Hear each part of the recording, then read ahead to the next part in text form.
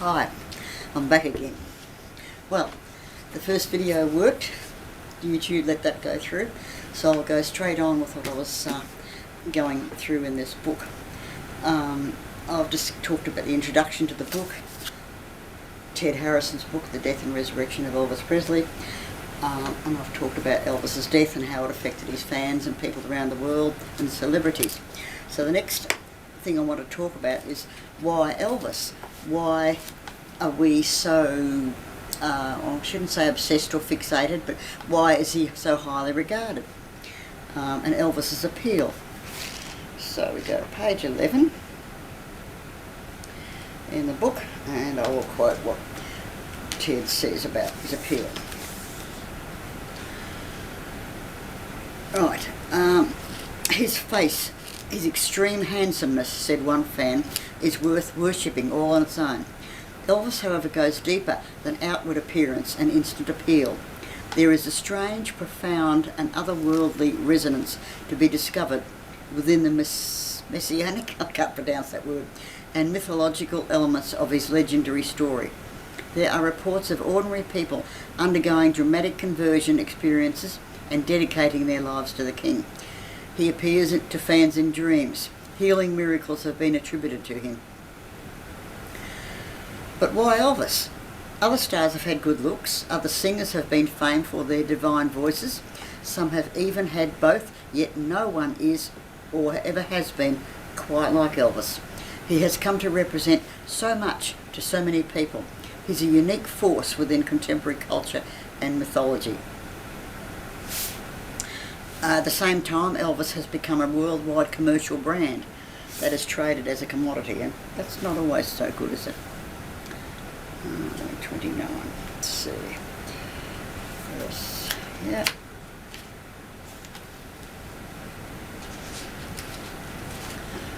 Okay, the most unexpected of all the developments since his death is the way Elvis has acquired to some devotees an aura of the semi-divine, or at least a sacred status akin to that granted saints in medieval times. Many religions have saints who have been described as charismatic, mediating agents between our everyday world and the remote and powerful spiritual forces. The dead Elvis, the mythical Elvis, has become such a saint. In an increasingly secular world, it is strange that saints can still emerge by popular acclaim, but even stranger that the saint most widely recognised should be Elvis Presley. I don't think he's been officially sainted yet, has he?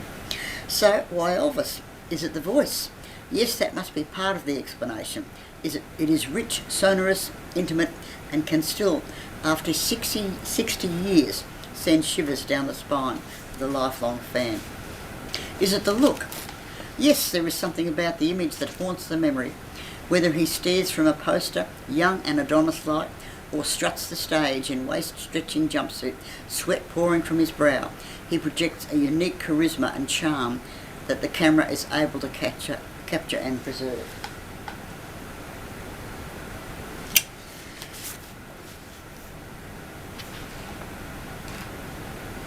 I'm sorry I can't have the sound up.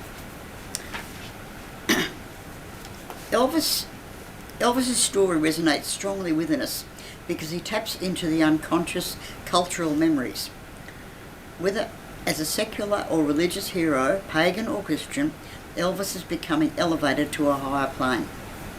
Visually, the young Elvis represents the classic archetype, sorry about my pronunciation again, of beauty. If we compare Elvis's face with those of ancient heroes, kings and gods, there are some striking resemblances. The shape of the noses and the lips are particularly striking. The setting of the eyes and the shape of the face fit to varying degrees. Whether or not heroes and kings actually looked like their representations, they display the ideal of beautiful features of their era. Elvis certainly seems to have conformed to the ideal of Greek beauty. His features are a timeless representation of eternal youth, of vigour, of power and self-awareness. The face of Elvis can be seen in ancient statues of Apollo, Hermes and Dionysus. He is there in idealised representations of Alexander the Great. He is Michelangelo's David and the face of the Statue of Liberty. That's interesting. According to one source, Elvis's photographs were used as studies when rebuilding old world statues damaged during the bombing of the Second World War. Elvis can be seen in the paintings of the pre-Raphaelites and others influenced by the 19th century aesthetic movement. His face takes both male and female form. For all Elvis's masculinity, he also represents an androgynous notion of perfection. Yeah. So, and now his charisma, which is quite different, well, allied to his appearance.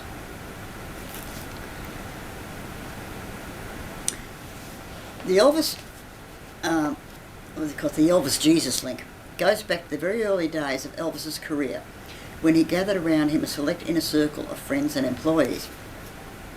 One of these, a friend going back to their high school days, was George Klein.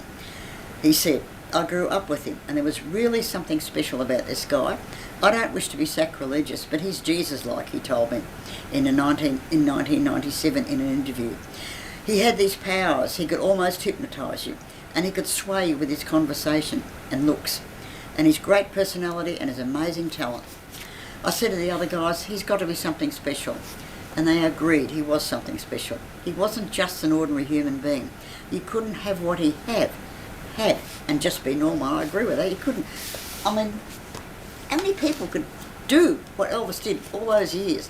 Be in the world's spotlight 24/7 just about, and stay sane. Joe Esposito, who met Elvis when he was in the army, echoes George's impressions.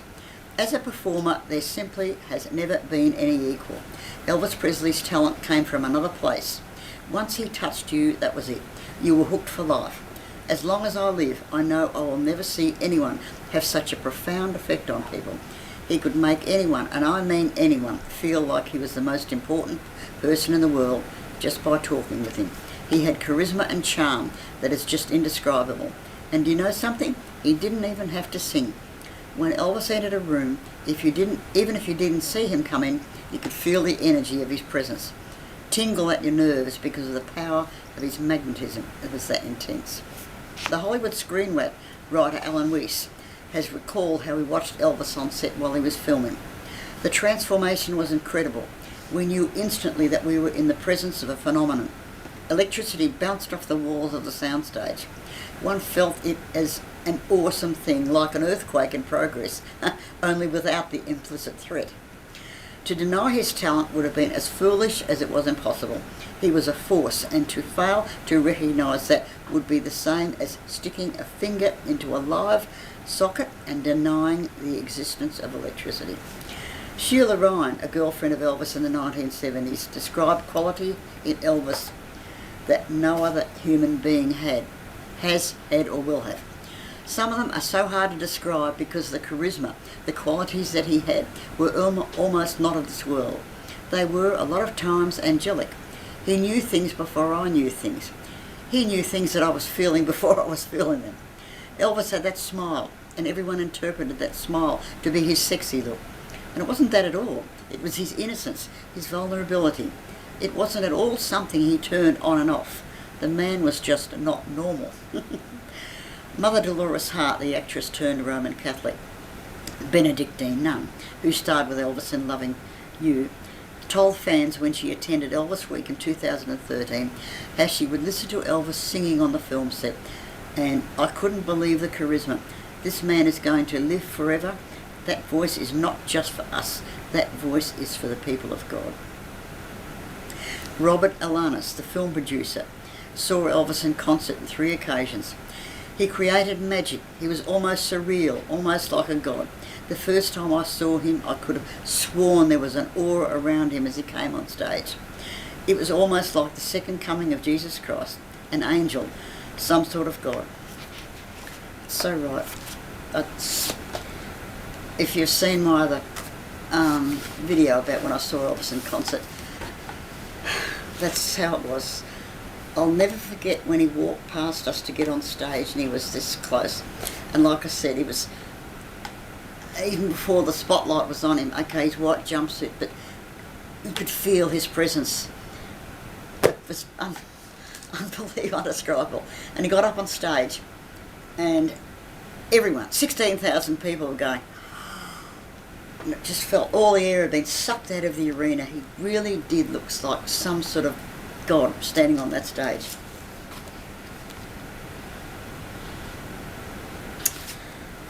I know it sounds sacrilegious, but yeah, there it is.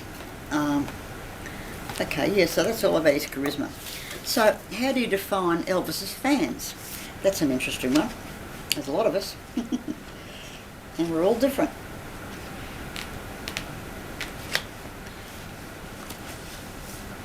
In trying to assess how many fans there are worldwide, how does one define a fan? Are fans those who simply like his music? Does a fan also need to have bought an Elvis item at some time to qualify? Is a true fan only someone who has made the trip to Graceland or been to hear a tribute artist? There are clearly some fans so utterly obsessed with the king that Elvis has taken over their lives.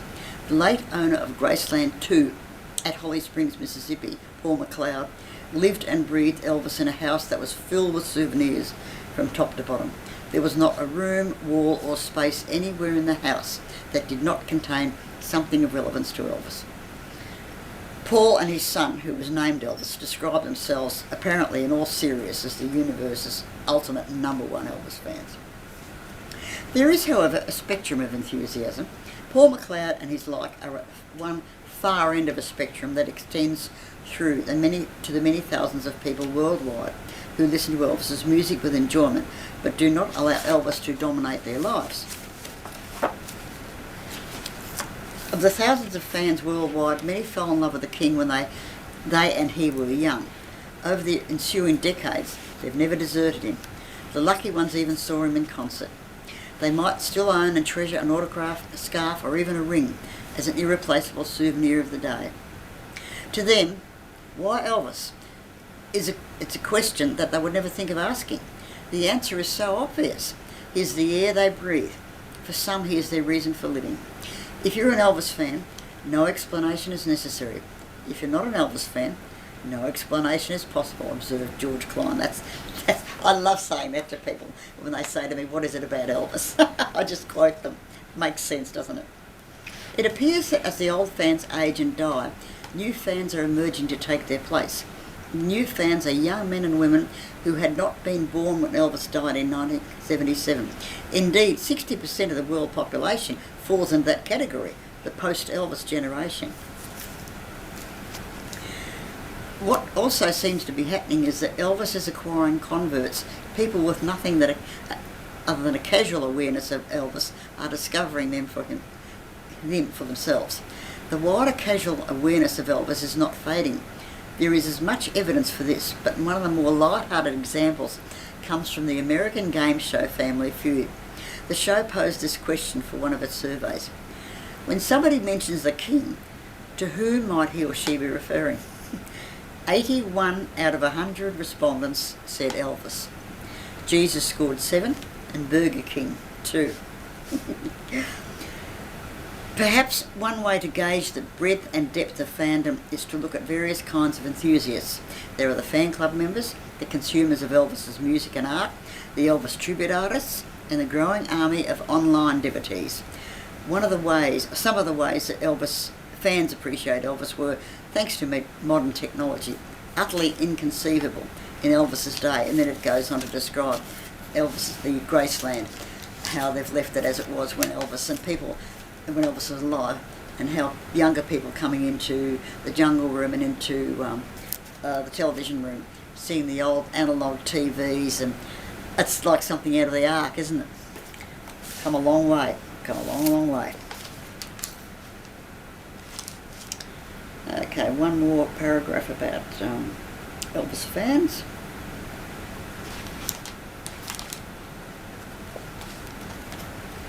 Where are we?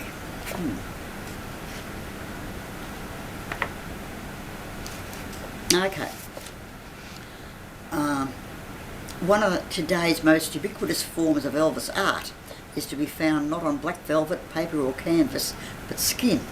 With the rise in popularity of tattoos, Elvis has become a common subject. The truly Elvis obsessed have had large-scale Elvis works permanently inked onto their bodies. One woman has a portrait covering her entire upper back. Other fans are more modest and have a small-scale TCB lightning bolt on the upper arm or a heart with Elvis written across it. Yeah, yeah. I'll just check my battery and see how we're going for time. Okay, we've got a bit of time, so we'll keep going. Generations of Elvis, I think we've almost covered that, haven't we? 115.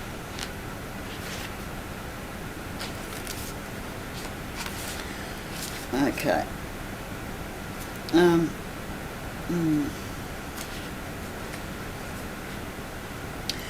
Some aspects of Elvis do date. The films he made have never come back into fashion. Now, of course they won't come back into fashion, but they're still popular among the fans. In fact, I know some of my friends still like Elvis's films when they come on TV. And they're not fans, but they enjoy the film just simply for what they are. They are watched by the old fans, but cinema has moved on since Elvis's time, and his movies have not worn well. What does not date is the essential quality of the voice. Thousands of people who were not born when Elvis died have discovered Elvis and are every bit as intense and devoted as the original fans. There is a tremendous regenerative power. It is not something we could have created, only Elvis. Elvis just grabs people with his charisma, good looks, and of course, his music. So, what about rich, famous people that are fans of Elvis? We've got several examples of that.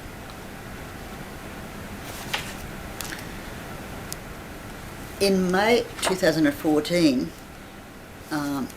Graceland, the home of the King, received a visit from a future king, Prince William, the Duke of Cambridge, his brother Harry, and their two cousins, Beatrice and Eugenie, who were in Memphis for a friend's wedding. The opportunity to pay their respects to Elvis was not to be missed by the party of young British royals. Prince William was born in 1982, 5 years after Elvis died, Prince Harry in 1984. But nevertheless, the power of the Elvis myth drew them, and they made the same pilgrimage to Graceland that millions of others have done, one royal dynasty paying court to another. Among the best known Elvis fans are presidents and prime ministers, as well as princes. Elvis Presley was the first and the best. He is my favourite of all time, famously claimed Bill Clinton. When in 2013 Paul McCartney visited Graceland, he left a guitar pick on Elvis's grave, so Elvis can play in heaven. In 2006, the Japanese Prime Minister Junichiro Koizumi was given a personal tour of Graceland by Priscilla and Lisa Marie Presley, and is reported to have burst into song with a few bars of Love Me Tender in the Jungle Room. He had flown to Memphis with President George Bush, who arranged for him to be served with fried peanut butter and banana sandwiches on board Air Force One. The Prime Minister and his brother Masaya have been members of the Elvis Presley fan club in Tokyo for more than 30 years. The Premier and Elvis also shared the same birthday. In 2001, a Japanese record label produced a charity CD of Junichiro Koizumi's favourite Elvis songs. A digitally altered image on the cover showed the politician standing alongside Elvis at Graceland. Why is Elvis still so influential 40 years after his death? Harry Mount, British journalist, is a cousin to the ex-Prime Minister David Cameron. He was barely 6 when Elvis died, but he was aware of the impact when he saw the mother of a schoolfriend in tears. He admits to have been obsessed with a singer from an early age. He acknowledges that it was unfashionable when he was young to admit to liking Elvis. He rehearses all the old justifications of the hardened Elvis fan, mentioning the allure of the voice and, despite the years of decline, the charisma, but ultimately fails to truly describe why Elvis took hold of his soul. He visited Graceland as a young man and pretended not to take it too seriously. He admitted 25 years later how he was in truth profoundly moved by the visit.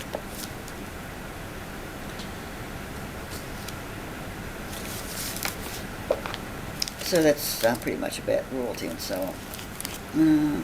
Comparisons with other celebrities. 237 to 238.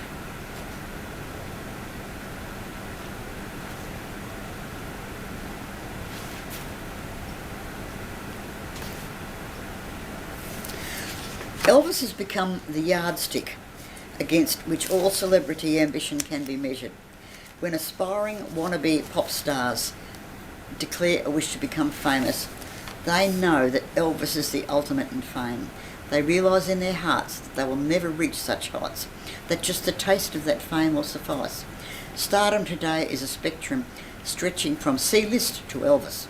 There are many celebrities whose fame spreads no further than their home state or country. Elvis, however, is a name recognised around the world. Elvis is, now this is controversial, likened to Jesus, who was revered by Christians as the Son of God. Elvis himself now is the focus of a religious fascination. Elvis is the advertising world's dream endorsement. Elvis is an instantly identifiable icon. The voice of Elvis is uniquely recognisable. Elvis is a universally available friend and companion, even to those who never knew and can never know him in person. Surely no one can ever dare to aspire to such status again. In that sense, Elvis defies celebrity culture. There have been stars since whose achievements have soared to equal those of Elvis, but they haven't lasted. There have been those who have become richer than Elvis, but their investments have been counted in dollars and not in units of adoration. Every celebrity since Elvis can be measured against him and found wanting. In their day, the Beatles matched Elvis in everything he did within the pop industry. Since his death, John Lennon has been greatly mourned and George Harrison grieved over, but neither has in death approached the status of Elvis. Celebrities are said to have charisma. They have received their talent and fortune as a gift from God. Elvis was not only said to be highly charismatic, he was also the king, putting him on a higher level than all the other celebrities. Well, there it is. There it is. Getting more and more into the soul of this book. I think you can see where I'm going. Larry Geller, Elvis's guru, said that Elvis's birth, life and death resonate with biblical themes. The nativity story that the fans tell is of Elvis's birth in a small shack in Tupelo, a house little bigger than a stable, in the words of one common version. At the moment of his birth, a blue light hovered over the place. Elvis's father, Vernon, went outside shortly after Gladys had given birth. The first twin, Jessie, had been stillborn, but Elvis had arrived alive. Vernon raised his eyes to heaven and thanked God for giving them one live child. As he turned back to the house, he saw streaming down from the sky a glowing blue light, bathing the humble home where lay his wife and newborn son. 25 years later, Vernon was to say, "I knew Elvis had to be a special baby. He had the light of heaven on him from birth." Elvis's entry into the world fits the pattern of sacred births throughout the ages. Those who are born to serve the masses in a unique way, beyond the normal role of leadership, have had situations of conception and birth that were far from normal in their circumstances. I do not imply here that Elvis was God, but I do see his birth, life and death as paralleling other human beings who were destined as spiritual leaders in various degrees of brilliance. Beautiful words. I love that.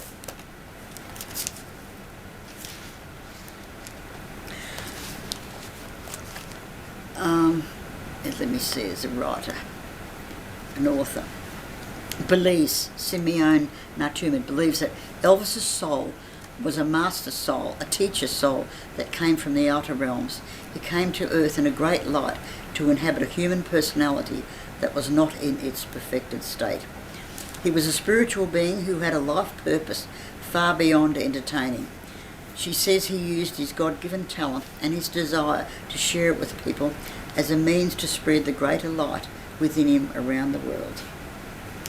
Elvis's spiritual mentor, Larry Geller, emphasises that Elvis knew who he wasn't. He was not divine. Yet in the stories he has told about him, Geller has encouraged the idea that Elvis had superhuman gifts and insights. I once saw Elvis heal a man who was having a heart attack, Geller wrote. Understandably, the healing business was kept quiet, even among the group. I witnessed hundreds of concert goers carrying their sick or crippled children to the stage and crying out, "Elvis, please touch my baby," or "Elvis, hold her for a minute." Thousands apparently sensed that he had some ability to heal. Physician, heal thyself. Wasn't to be, was it?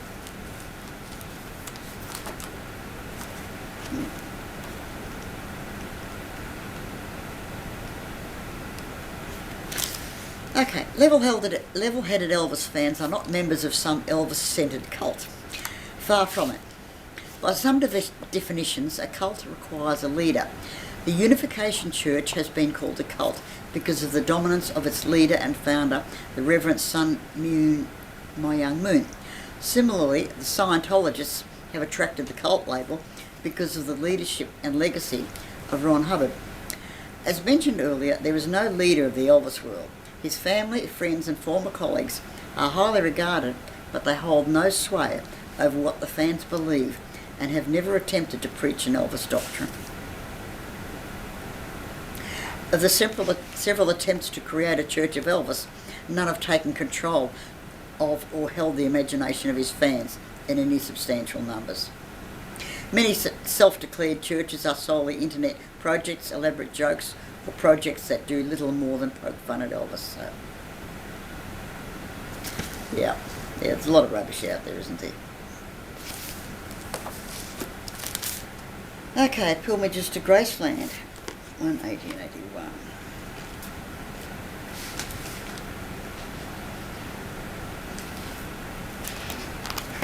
Check the battery again.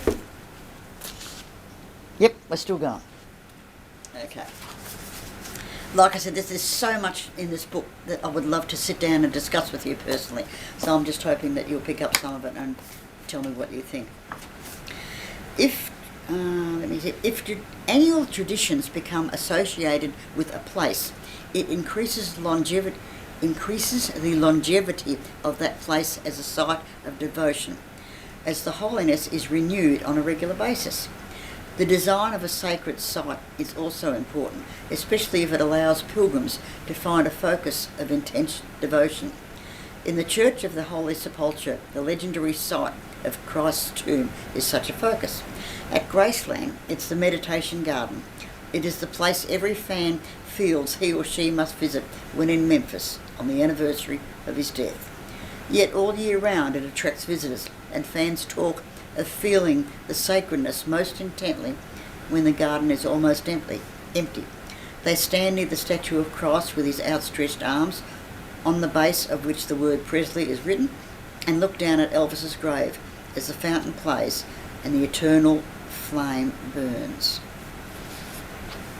Fans commonly talk about Elvis being with them in the garden and say that the spirit of Elvis pervades the place, as if he never left Graceland except in body.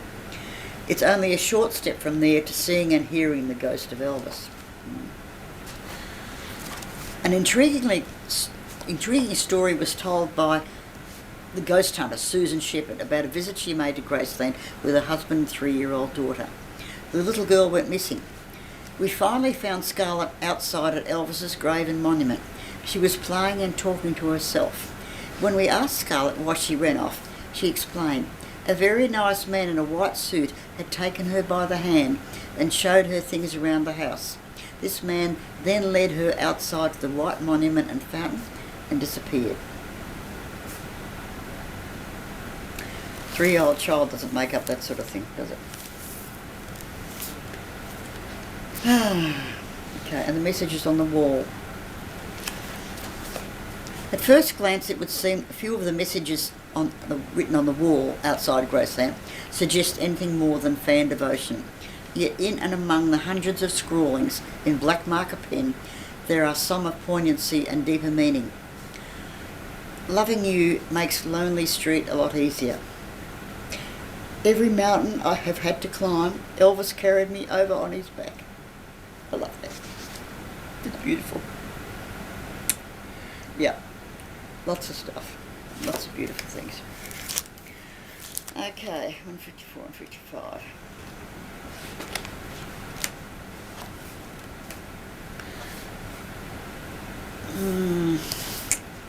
I might give that a miss, I think. Oh, no, look, he goes into, Ted goes into the religion, the similarities of Elvis's life and being and Jesus.